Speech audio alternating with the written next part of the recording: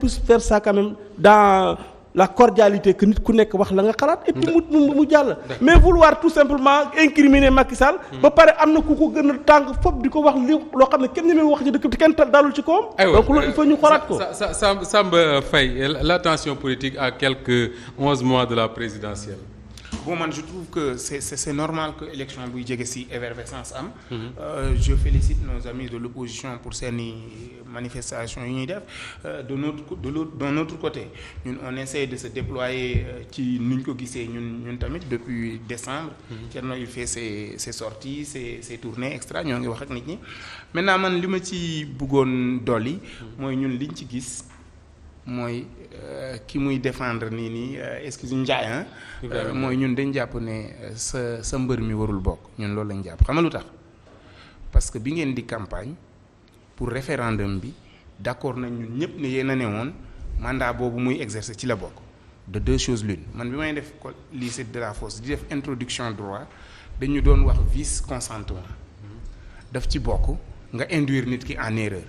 alors yéen bu ngeen ñu waxee ne loi bi lii la constitution bi lii la wax ba ñu voté leen ci loolu sénégalais yi voté leen de toute façon man voté wu ma woon mais sénégalais yi voté leen loolu noonu bu ngeen dikkee tey nañu mun na nekk mooy nax ngeen Sénégal. man j'ai pas parlé du mandat. non waxuma yow dama ne sa camp si ajoute ma lancé benn boutade. nee na diffamation rek la ñuy wax fii nii loolu la ñu leen toppee n'est-ce pas.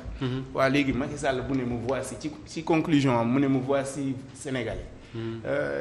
Une nouvelle fois devant vous. di solliciter un dernier mandat. xanaa ku wax ne Macky Sall war na def beneen mandat mu war nekk diffamation pour lui lancer benn boutade rek donc revenant un peu. wax ne Macky Sall waxu ko aussi kii la diffusion de fausses nouvelles. waaw war na mën a nekk loolu daal donc pour revenir à li ñuy wax nii. donc que à 11 mois mu am effervescence loolu y a pas de souci dans ça ñoo ngi ñaan état bi qu'il soit assez responsable. pour lépp lu constitution may nit mu bàyyi ko mu exercer ko parce que nag gis nga utiliser la force régalienne de l'État pour des fins mooy contre intérêt politique d'un camp loolu dafa jaaduwul te bul fàtte ne mos nga ko joytu mooy am na ko utiliser doole État pour xoqatal ma xam nga loolu yéen mos ngeen ko joytu ma fekkee ko fii nii ñu doon leen xool donc tey tamit ñoo ngi leen di ñaan ngeen bañ a jëfe noonu comme ça keneen bu ñëw tamit bañ a jëfe noonu ba nga xam ne Sénégal bu boobaa. dootuñu nekk fi naan def na lii dañuy mun a engager sereinement le combat du développement te loolu nag Sow dama leen ci gisul.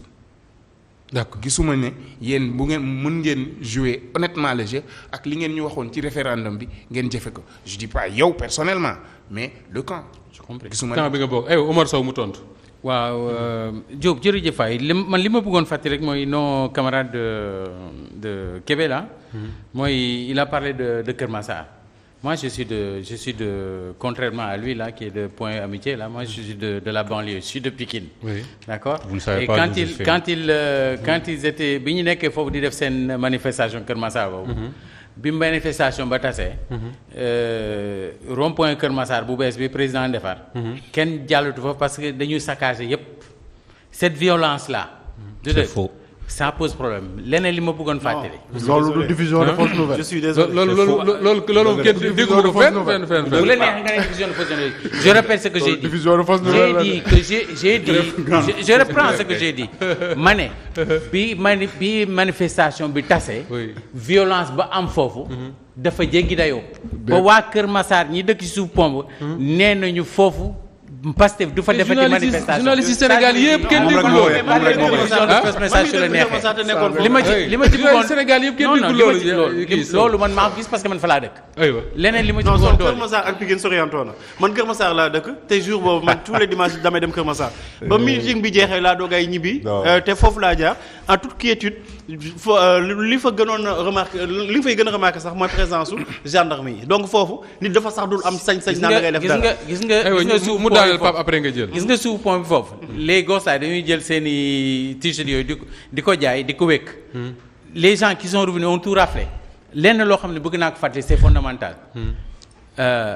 le meeting de Pikine. Oui. sur le Rassemblement pour la République. ñun waa benn bokkaakaay ñi déposer autorisation. on nous a exigé 3 signatures.